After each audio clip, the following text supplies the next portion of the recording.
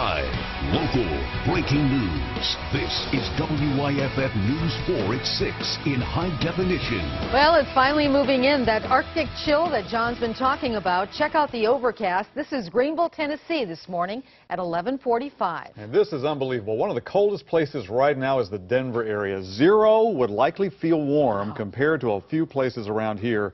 This was all put into motion last week. A typhoon came through Alaska, eventually exploded into a huge winter storm, and that is what's dragging the Arctic chill all the way to the beaches on the East Coast. Chief Meteorologist John Cesarich joins us. And John, it was 70 out today. How bad is this going to get? Not as bad as what you're looking at over my shoulder, Carol and Michael, where it's in the single digits, obviously out in the Denver area right now with dangerous wind chills. At least this air is going to modify somewhat before it gets here. And thank you, mountain range. As you can see, this Arctic air, I've talked about it the last several days, it doesn't go up very high in the atmosphere. It's very shallow. So when it bumps up against the western slopes of our mountain range, it actually kind of fills up almost like a glass, then gradually starts seeping over. So the mountains will feel it first. And that's because this Arctic high is not moving in through New England and then sliding down the eastern slopes of the mountains that I talk about normally in the winter months. But look how cold it is anywhere west of the mountains.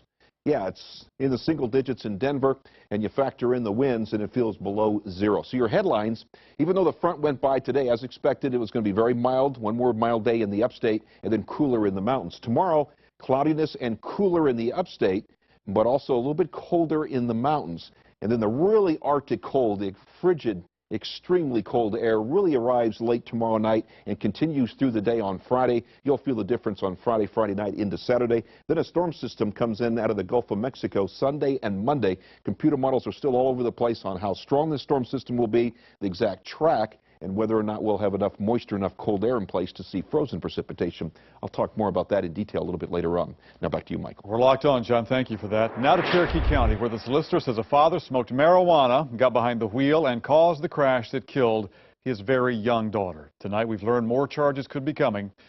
WYFF News 4's Mike McCormick is live in local for us in Gaffney tonight. Mike, he had a bond hearing today, right?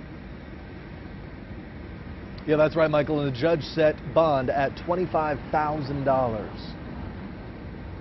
I am Judge Clary, sir. You have been charged with reckless homicide.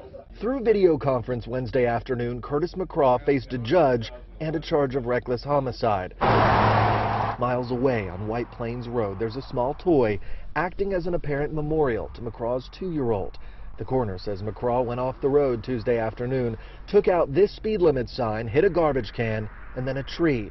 The 2-year-old girl died at the hospital. The crash also hurt McCraw's other 2 kids who rode with him. It was a bad wreck, and we're just very fortunate not more children was killed in the wreck. The solicitor says McCraw admitted to smoking marijuana earlier in the day and that McCraw drove 65 to 70 miles per hour in a 45-mile-per-hour zone. My kids are my life. I mean, everything to me. It's all. I mean, I'm always with them. I'm always wanting to cook for them, just everything for them. On top of that, a trooper told the judge that he stopped McCraw earlier in the day for going 83 in a 55-mile-per-hour zone about a mile from where the crash happened. The solicitor said the 2-year-old was in an improperly installed booster seat and that she stood up in it, causing McCraw to turn around and ultimately crash. My daughter should have been in a regular seat. I mean, I told my wife, she kept trying to get out of that seat.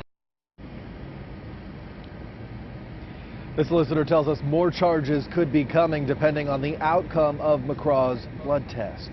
Mike McCormick, WYFF News 4, live tonight in Gaffney. All right, Mike, thank you. Officials returned to the scene today where a partial skeleton was found. The Cherokee County Sheriff tells us a forestry worker found the remains yesterday morning off Lemuels Drive. It's a road that leads to a landfill. Officials went out there today hoping to find more pieces of the remains. They did find a few bones, we're told, and the coroner is working with an anthropologist now to determine how long the remains have been there. Could be 5 years or more, we're told. The coroner says they will search the entire area, and that could take several days. Turning to Georgia now, the Stevens County Sheriff says the teen accused of killing his mother over the summer has been indicted. Deputies say the 15-year-old shot and killed his mom, Kim Lanier. This happened at their home back in September, we're told. The sheriff says the teen had, quote, mental challenges at the time of the arrest. A judge ordered a psychological evaluation to gauge the teen's competency. Today we learned the teen was indicted by a grand jury on malice murder, felony murder, and aggravated assault. 2 Malden High School students are being charged as adults tonight. Investigators say they were arrested after posting nude pictures on social media. Here's a look at the boys, James Daniel Bone and Cameron Taz Richardson. They're both 17. Bone is the quarterback there at Malden, and Richardson plays wide receiver. The school district tells us one of the teens took a picture of another student without permission and uploaded it to social media. Officials say the other student saved the photo and then texted it to still more people. They do have to understand that their actions sometimes cause harmful pain to the victim, and that's what's happened in this case. And the victim wanted justice, and of course we see that, and there is a crime that's committed. So these two boys will have to face the consequences for their actions. There is an internal investigation going on, and both the students have been suspended from the football team there in Malden pending the outcome of a hearing. The Department of Social Services is reviewing its policies after a DSS worker picked up the wrong child from school. WIFF News 4's Myra Ruiz is following the story. She's live and local in Greenville for us. Myra? A DSS spokesperson says it's too early to say what, if any, changes will happen after one of the agency's workers drove off with the wrong child in her car.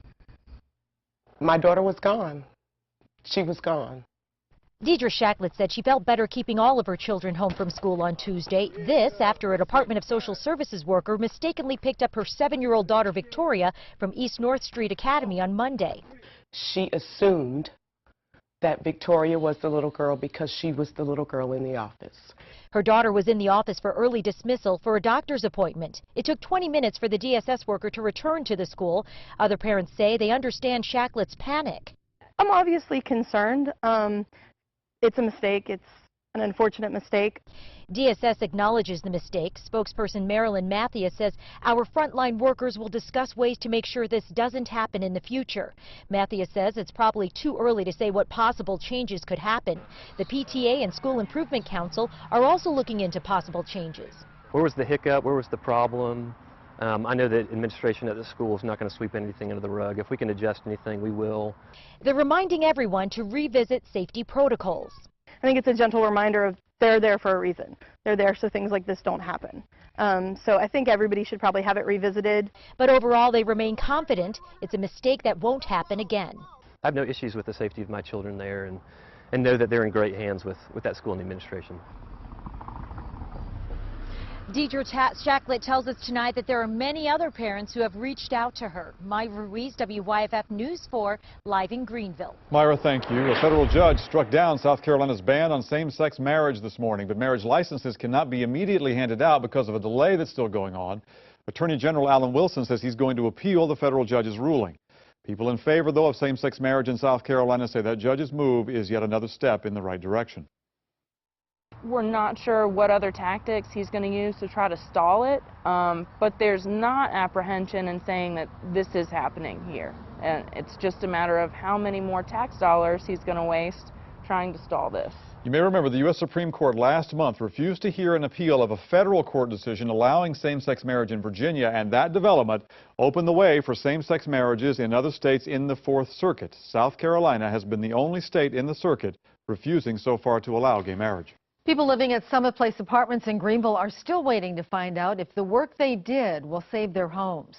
Neighbors say many renters were found in violation of a number of city codes last week. The judge has not issued an eviction order just yet. Instead, the apartment complex was given until today to meet code standards. Inspectors went into each unit this morning and documented problems. That information, we are told, will go to the city attorney before a decision on what the property owner will have to repair to avoid evictions.